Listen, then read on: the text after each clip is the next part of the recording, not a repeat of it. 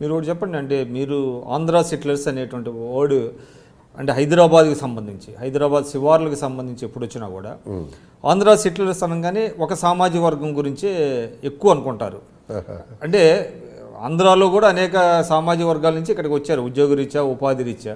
కానీ ఒక సామాజిక వర్గాన్ని ఎక్కువగా దృష్టి కేంద్రీకరించడంలో కారణం ఏమిటంటారు? అంటే బీయింగ్ అంటే అలా అని ఏం కాదులే కానండి, ఆ సామాజిక వర్గం ఏంటంటే ఎక్కడున్నా కూడా నేను అనుకుంటా ఏ సబ్జెక్ట్ లేని వాళ్ళు దూసుకెళ్ళిపోతుంటారండి. అంటే వ్యాపార రీత్యా కొంచెం ఏ రీత్యా అని మీరు వ్యాపారం తీసుకోండి, పాలిటిక్స్ తీసుకోండి, ఎడ్యుకేషన్ తీసుకోండి, what ever it may be, వ్యవసాయం తీసుకోండి, ఆ పర్టికులర్ మీరు ఏదైతే సామాజిక వర్గం గురించి మాట్లాడుతున్నారో అంటే అది ఉన్నది కదా యాక్చువల్లీ డెఫినెట్గా. అంటే ఆంధ్ర సెటిలర్స్ అనగానే ఏదో పర్టికులర్ కాస్ట్కి సంబంధించి మాట్లాడినట్టుగా అనిపిస్తూ ఉంటుంది. అది అందుకు నేను అడుగుతున్నా. మేబీ మీరు అన్నది నేను కాదని చెప్పను, కానీ అదే అక్కడ ఏంటంటే పర్టికులర్గా ఆ సోకాల్డ్ కమ్యూనిటీ ఏ విషయంలో కూడా వాళ్ళు డెప్త్కి వెళ్ళిపోయి దూసుకెళ్ళిపోయే మనస్తత్వం వాళ్ళదండి. ఓకే, అది మేబీ కొంతమందికి మీరు ఇందాక అన్నారు జెలసీ అనో అదో ఏదో అటువంటిది కూడా ఉండొచ్చు. కాబట్టి ఆ పర్టికులర్గా ఎక్కువ వాళ్ళ మీద ఏదైనా సబ్జెక్ట్ ఫోకస్ అవుతూ ఉంటుంది, కాన్సన్ట్రేషన్ ఫోకస్ ఎక్కువ ఉంటుంది, ఉండడానికి ఆస్కారం ఉంటుంది. సో ఒక రకంగా తెలంగాణ ఏర్పడిన తర్వాత ఆంధ్ర సెటిలర్స్కి అడ్వాంటేజ్ వచ్చినట్టుంది. డిసడ్వాంటేజ్ అనుకున్నదల్లా అంటే వాళ్ళ టీఆర్ఎస్ అందరినీ ఆంధ్ర సెటిలర్స్ని కొంచెం ఎప్పీజ్ చేసినట్టుగా. అంటే ఇంకొకటి సార్, నేనేది టీఆర్ఎస్ ఏదో ఒక్కళ్ళ కోసం అని అంటే మాత్రం నేను ఒప్పుకోనండి.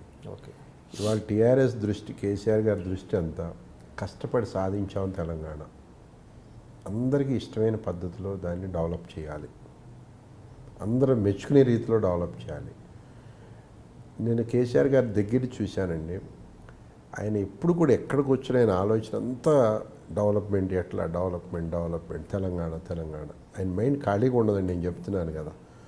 సో అంత డెడికేటెడ్గా ఐదల్లా ఒకటే, ఈ తెలంగాణ రాష్ట్రాన్ని దేశంలో ఒక బ్రహ్మాండమైన రాష్ట్రంగా తీర్చిదిద్దాలి, ఒక రోల్ మోడల్ కావాలి.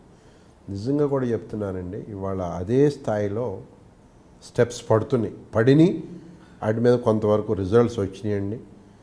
మరి మిషన్ భగీరథ మీరు చూశారు, భగీరథ ఇంతమంది చేయకూడదా? 2 రాష్ట్రాలు కలిసి ఉన్నప్పుడు నీళ్ళు తాగడానికి నీళ్ళు ఇవ్వకూడదండి, అది ఎందుకు చేయలేకపోయాం? అంటే ఏదో నేను వాళ్ళని ఏదో ఇది చేస్తున్నాను కాదు, కానీ అంటే ఆయన వేసిన స్కీమ్. ఇప్పుడు చెరువుల్లో పూడికి తీయటం అనేది పెద్ద పైన అండి, అది చేయకూడదండి, ఏ గవర్నమెంట్ అయినా చేయకూడదా?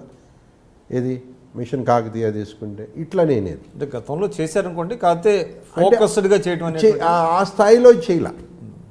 ఇప్పుడు ప్రతిదీ కూడా ఆరంభ సూరత్వం అంటారు చూసారా, ఏదో మొదలెట్టాలి దాన్ని సగంలో వదిలేసేటట్టు. కాబట్టి ఇప్పుడు ఏంటంటే ఒక డెడికేటెడ్ ఏ పని చేసిన వాళ్ళు హరీష్ రావు, కేటీఆర్ గారు, కేసీఆర్ గారు వాళ్ళు నిజంగా కష్టపడి పనిచేస్తున్నారండి వాళ్ళు.